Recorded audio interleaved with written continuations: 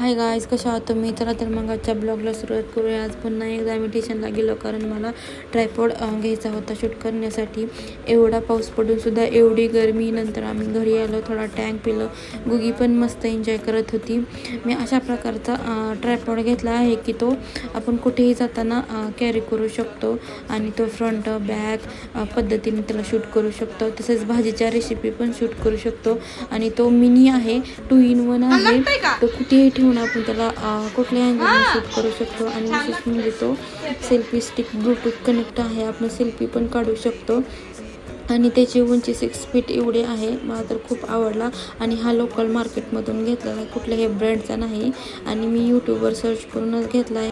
मला तर खूपच आवडला. बाय गाईज, नक्की सबस्क्राईब करा.